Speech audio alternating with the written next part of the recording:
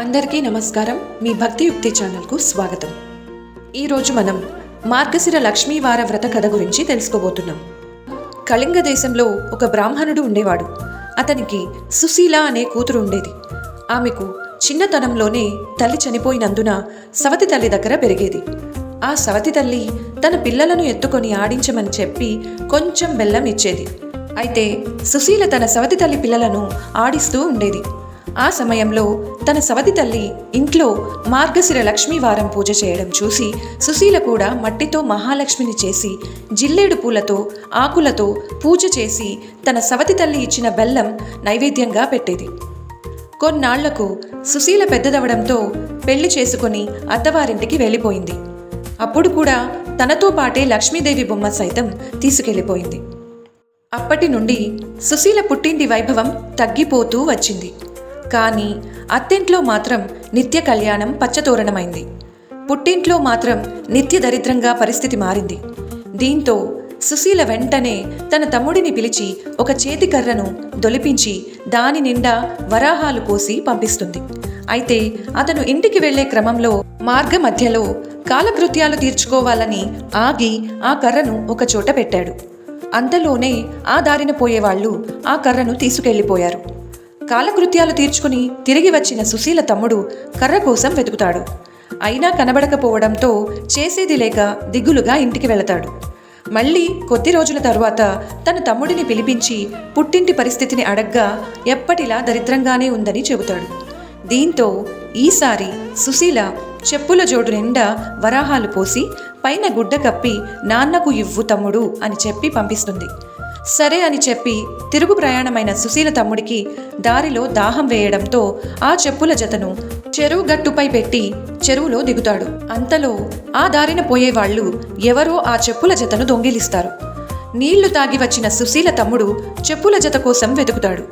అయినా కనిపించకపోవడంతో ఎవరికీ చెప్పుకోలేక ఇంటికి వెళ్ళిపోతాడు. మళ్లీ కొద్ది రోజులకు సుశీల తమ్ముడిని పిలిపించి ఇంటి దగ్గర దరిద్రం కొంచెమైనా తగ్గలేదని తెలుసుకొని ఒక గుమ్మడికాయను దొలిపించి దాని నిండా రత్నాలు పోసి తన తమ్ముడికి ఇచ్చి తల్లికి ఇవ్వమని చెబుతుంది.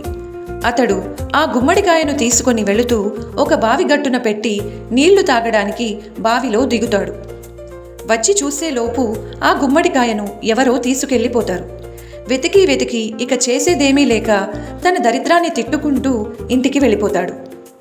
ఆ తరువాత కొన్నాళ్లకు సుశీల తన పుట్టింటి విషయాలు తెలుసుకొని వాళ్లని ఉద్ధరించడం ఎలాగా అని దీర్ఘంగా ఆలోచించి భర్త అనుమతితో పుట్టింటికి వెళుతుంది. ఓ రోజు తన సవతి తల్లితో, అమ్మా, ఈ మార్గశిర లక్ష్మీవారం లక్ష్మీదేవి నోము నోచుకుందాము, నువ్వు ఏమీ తినకుండా ఉపవాసం ఉండు అని చెబుతుంది. సవతి తల్లి కూడా సరే అని చెప్పి తన చంటి పిల్లలకి చద్ది అన్నం పెడుతూ తాను కూడా ఒక ముద్ద తింటుంది. తీరా సుశీల వచ్చి నోము చేద్దాం రా అమ్మా అని పిలిచేసరికి పొరపాటున తాను తిన్న చద్దే అన్నం సంగతి చెబుతుంది. దీంతో చింతించిన సుశీల, పోనీలే వచ్చే వారం నోము నోచుకుందాము అని చెప్పింది. ఆ రోజైనా జాగ్రత్తగా ఉండు అని చెబుతుంది. ఇంతలో మార్గశిర మాసం 2వ లక్ష్మీవారం వస్తుంది. ఆ రోజు తన పిల్లలకు తలంటి స్నానం చేపిస్తూ ఆమె గిన్నె అడుగున మిగిలిన నూనెను తీసి తలకు రాసుకుంది. ఇంతలో సుశీల వచ్చి నోముకు పిలిచేసరికి తన తప్పు గుర్తు చేసుకుని ఆ విషయాన్ని సుశీలకు చెబుతుంది. సరేలే, 3వ వారమైనా నోము నోచుకుందాము అని చెప్పి అప్పుడైనా నిష్ఠతో ఉండు అని చెబుతుంది. అలాగే అని చెప్పి 3వ మార్గశిర లక్ష్మీవారం రోజు ఆమె తన పిల్లలకు తల దువ్వుతూ తాను కూడా తల దువ్వేసుకుంటుంది. దీంతో బాధపడిన సుశీల, ఇలా అయితే మీ దరిద్రం తీరదు, మీ బ్రతుకులు మారవు అని చెబుతుంది. ఇక మార్గశిర మాసం 4వ గురువారం రోజు ఉదయమే సవతి తల్లిని ఒక గోతిలో కూర్చోబెట్టి పైన బల్లలు పరిచి తానే ఇంటి పనులన్నీ చేయసాగింది. ఇంతలో పిల్లలు వచ్చి గోది మీద ఉన్న బల్లలపై కూర్చుని అరటి పండ్లు తిని ఆ తొక్కలను చెక్కల సందులోంచి ఆ గోతిలోకి వేశారు. అప్పటికే ఆకలితో నకనకలాడుతున్న సవతి తల్లి ఆ తొక్కలే అమృతపు ముక్కల్లా భావించి తినేస్తుంది. ఇంతలో సుశీల లక్ష్మీదేవి నోముకు పిలవగానే అరటి తొక్కలని తిన్న సంగతి చెబుతుంది. బాగా బాధపడిన సుశీల నిజం చెబుతున్న కారణంగా సవతి తల్లిని ఏమీ అనలేకపోయింది. కానీ పుట్టింటి దరిద్రం పోగొట్టాలంటే తాను మరొక జన్మ ఎత్తాలేమో అని దుఃఖిస్తుంది. అయినా ధైర్యం చేసి, అమ్మా, నీ అదృష్టం కొద్దీ ఈ ఏడాది మార్గశిర మాసంలో 5 లక్ష్మీవారాలు వచ్చాయి. చివరి లక్ష్మీవారమైన భక్తి శ్రద్ధలతో నోము నోచుకుంటే ఈ దరిద్రం పోయి బాగుపడతారు. లేకుంటే నేను కూడా ఏమీ చేయలేను అని చెబుతుంది. అంతేకాకుండా చివరి లక్ష్మీవారం రోజు నిద్రలేచినప్పటి నుండి సవతి తల్లి కొంగును తన కొంగుకు ముడివేసుకొని ఎలాంటి అపచారం జరగకుండా చూసుకుంటుంది. స్నానం చేయించి నోము ఆచరించేలా చేస్తుంది. పూజలో సుశీల నైవేద్యంగా పెట్టిన పూర్ణం కుడుములు మాత్రం మహాలక్ష్మీదేవి స్వీకరించింది. కానీ సవతి తల్లి పెట్టినప్పుడు మాత్రం స్వీకరించలేదు. ఈ విషయాన్ని గమనించిన సుశీల మహాలక్ష్మీదేవి ఆ నివేదన ఎందుకు నిరాకరించావు తల్లి అని అడుగుతుంది. దీంతో లక్ష్మీదేవి, అమ్మా సుశీల, నీ చిన్నతనంలో నీవు నా బొమ్మతో ఆడుకుంటూ ఉండగా నీ సవతి తల్లి నిన్ను చీపురతో కొట్టింది. అందుచేత ఈవిడ సమర్పించిన నైవేద్యం నేను తీసుకోవడం లేదు అని చెబుతుంది. అప్పుడు సుశీల లక్ష్మీదేవికి క్షమాపణ చెప్పి తన సవతి తల్లి చేత కూడా క్షమాపణ చెప్పించగా సన్నురాలైన లక్ష్మీదేవి ఆ నైవేద్యాన్ని కూడా స్వీకరించి వచ్చే ఏడాదైనా మార్గశిర లక్ష్మీవారం రోజుల్లో నోము నియమబద్ధంగా చేయమని ఆదేశిస్తుంది. దీంతో సుశీల ఆ తర్వాతి ఏడాది కూడా తన సవతి తల్లి చేత నియమనిష్టలతో లక్ష్మీదేవి నోము ఆచరించేలా చేయగా అప్పటి నుండి ఆ ఇంటికి దరిద్రం తొలగిపోయి ఎనలేని భోగభాగ్యాలు కలుగుతాయి. దీంతో అప్పటి నుండి మార్గశిర మాసం లక్ష్మీవారం రోజు లక్ష్మీదేవి వ్రతం చేయడం కొనసాగుతుందని పండితులు చెబుతారు. అమ్మవారికి నివేదించాల్సిన ప్రసాదం ఏంటో ఇప్పుడు తెలుసుకుందాం. మొదటి గురువారం పులగం నివేదించాలి. రెండో గురువారం అట్లు తిమ్మనం నివేదించాలి. మూడో గురువారం అప్పాలు పరమాన్నం నివేదించాలి. నాలుగో గురువారం చిత్రాన్నం గారెలు నివేదించాలి. మార్గశిర మాసంలో గురువారం రోజు ఉదయాన్నే నిద్రలేచి తలస్నానం చేసి ఇంటి ముంగిట రంగవల్లులు తీర్చిదిద్దాలి. ఇంటి గుమ్మం ముందు తులసి కోట వద్ద పూజా మందిరంలో ఆవు నెయ్యితో దీపాలను పెట్టాలి.